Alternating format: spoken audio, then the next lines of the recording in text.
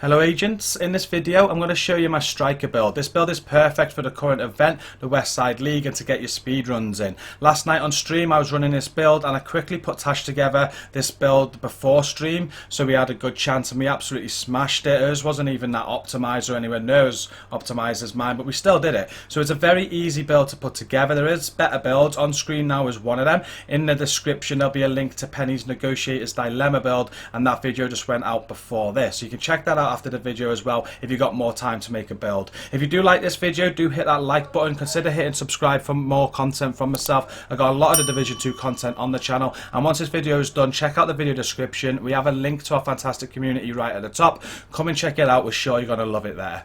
So my Stiker build is on screen now, and before we go into it, I know a lot of people are going to say why you're using this build. It's not the best build to use for the speedruns, and that's true. It's good, but it's not the best. Now, I released a video earlier, the Negotiator's Dilemma build that Penny was using, and that will be better. Two of those would be better, but two of these also work. If you watched my stream last night with Tash, we both ran this build. Tash's wasn't even optimized. It was thrown together before stream, and we got the times done, and we got the Westside League completed for Tash. So it does work, and the reason I'm showing you the build is because it's so easy to put together. With the current season, you're getting a lot of Stiker pieces, so you're going to get this Coyote's mask as well. So 5 of your 6 gear pieces there are already done for you. You just need to farm the 1 gear piece in your weapons. So we're going to go through now piece by piece how to put this together, and I hope this does help you with your speedrun. So the first thing is the AR. I use an ACR, got assault rifle damage maxed out, rate of fire maxed out there with some health damage. This is a godly rolled one, and I've rolled strained on it where you gain 10% critical hit damage for every 0.5 seconds you're firing. It stacks up to 5 times. You could also use the killer talent here. That would also work very, very well, but I go with this. And why the ACR and not another weapon? A lot of people advise me to use the Glory Days, which I tried. Made the build feel broken, if I'm being honest with you, and it's all about the damage drop off. So on these speedruns, you are kind of rushing through them, but you keep yourself at a distance, and the drop off on the ACR, as you can see, is very good. It drops off around about the 30-meter mark, I think. I wish I'd give you the number there, but as it goes down, you're still keeping damage at 40 meters, 50 meters, 60 meters. If you use the Glory Days, the damage drop off is terrible. So if you are at range at any point, it just feels like you're tickling them. The stability might be okay. Oh, it's very good, but you're not doing no damage, and I was really struggling with it. The build just felt broken. Look for an AR or even an SMG that, well, an SMG will have a bad drop off, but any AR with a similar drop off to this, like the G36, the FAL, there's the Police M4 as well. They're going to do you really well. If you've got the Eagle Bearer, I believe that'll be a good gun to use as well. I do want that, and we'll be switching it in when I get it. So that's the AR that I use. The Bullet King is the secondary weapon. Not great rolls there, but it's mainly for the bullet hell talent, because the weapon never needs to be reloaded, and you just keep firing. This is fantastic on the speedruns for the tanks, the guys with the sledgehammer. You aim at the chest and they're gone in seconds. It's really, really good. Now, if you don't have the Bullet King because your RNG sucks, you can use another LMG, and I believe I forgot what the talent is, so do look in your crafting table, but there's a talent that where you empty an LMG, it refreshes the mag size. So if you've got a 100 mag LMG, you can refresh it. It'll refresh, and basically you'll have 200 rounds, which is kind of like the poor man's Bullet King where you're doing it, but it will work. I'm so sorry I don't have the name of the talent. Kedri did tell me last night, and my mind's gone completely blank, but just check your talents out in your crafting station and put on an LMG that you like, and that will work for you as well. The pistol here is the Mozambique Special. It holds no value to the build whatsoever. The only advice I have is to put a spotlight on it for dark areas. And now the build, we've got the Stiker chest, gloves, knee pads, and holster. I don't go for the backpack because the backpack on the Stiker gives you a talent that basically reduces the stacks lost if you miss a shot, because if you miss a shot on Stiker, you lose 3 stacks. If you wear the backpack, you'll only lose 2. I just don't think that's much good, but we'll go through it now. I run the Coyote's mask. It's got weapon damage on it maxed out. I've got crit hit chance, crit hit damage, and crit hit damage mod. It's a very good piece, but the talent here is why I'm using it. It's pack instincts, and pack instincts, and what you do, you and all your allies gain a bonus based on the distance of the last enemy you hit. So that's between 0 and 15 meters, it's 25% critical hit damage. If it's between 15 and 25 meters, it's 10% crit hit damage and 10% crit hit chance. 25 meters plus is 25% crit hit chance. Now how this works, if you're running in a 2, me and Penny both use this mask because it stacks. And what I mean by stack is you can stack different ranges. So if Penny's gonna hit an enemy between 15 and 25, we're both gonna get that buff, but then I hit an enemy 25 meters plus, we'll get that buff on top of it. And you'll notice it on the screen when they both stack. It will stack. If you've got 3 people running this mask, you can stack all 3. What you can't do, you can't stack 15 to 25 meters twice or so on. So just be wary of that. But yeah, it's a very good mask, and what I want to do is just show you the stats very quickly, because you do need to be careful about how you roll your build. Because of how this works with giving you extra crit hit chance, your crit hit chance is capped at 60%. So if I was to run 60% crit hit chance on this build, I wouldn't be taking full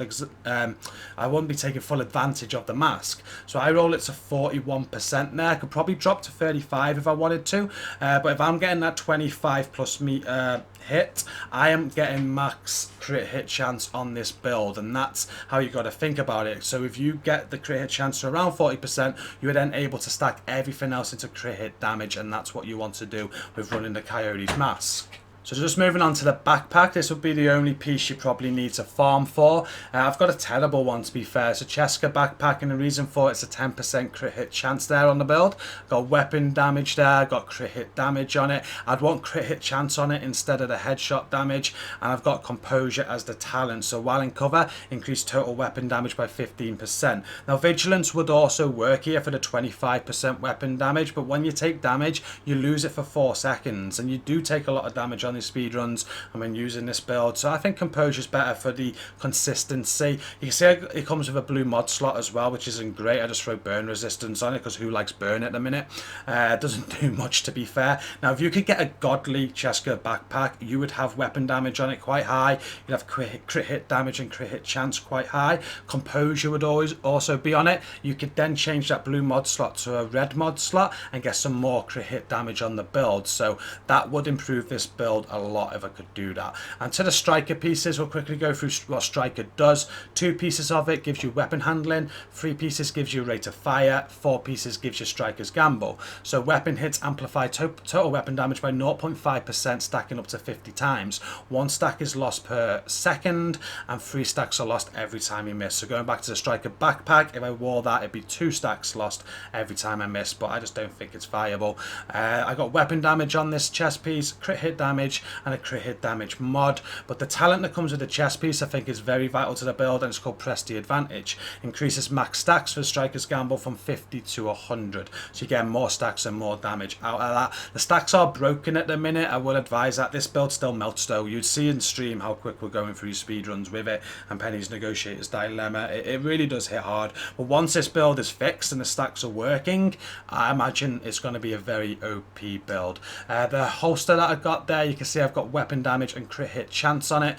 The striker gloves, I got weapon damage, crit hit damage on it, and then the knee pads, I got weapon damage, crit hit chance on it. Just going back to what I was saying before, just put crit hit chance on until you get around the 35-40% mark, then just stack everything else into crit hit damage. The skills, I run these for the speed runs on the Westside League. Revive hives to get myself up if I go down. If like say Penny or someone else has to get me up, it's costing time, so I'll use that. I'll also use it to get them up. I won't revive myself unless I really have to, but if I'm reviving myself, I'm probably going to restart a speedrun anyway. The striker drone, what the striker drone does is when it's out, it's going to get people out of cover for you, the people that just want to stay in cover, but also it's going to make enemies focus it, and if enemies are focusing that, they're not shooting you. It allows you to just drain them and delete them while they're just aiming at your striker drone. It's really good and it works very well on the speed runs. The specialization is the gunner specialization that I'm using, but what I would say, if you're working in a 2 on these speed runs, have 1 person run the demolitionist for sure. This is just for ad control. If you know where the enemy spawns are, you can get, so like you just seen Penny, she would have been getting this out and she'd have been firing this at the ad spawns builds just to delete them instantly and save a lot of time. You do want one person doing that, but that enabled me to run the gunner on my build, and the reason for that, it just helps with the 15% weapon handling there. So while I'm not moving, I get better handling, which increases my stacks easier. But also the rate of fire after a kill, it'll be increased to 5% on kill for 5 seconds. That's also very good for the striker build. So the specialization is used for that purpose. Now that brings us to the end of the video, and that's the second build video today. If you haven't seen the first one I released, check it out. It is a better build. It's the Negotiator's Dilemma 4-piece build that Penny made. I released it a couple of hours ago, so just check the channel and you'll find it.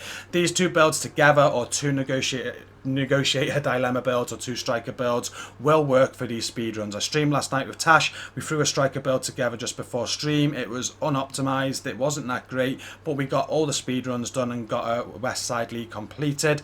My stream a few days ago with Penny. Penny was using Negotiator's Dilemma. I was using this striker. We absolutely flew through every single one of them. So make these two builds, do it in a pair, get the Westside League complete, guys. We are also helping it in the we are also helping with it in the community. So if you check out the video description, now there's a link to our community at the top of the description. Come and check us out. There's a channel in there to put your gamer handle in, no matter what platform you're on, and people will help you with this, and we'll get people linked up with you.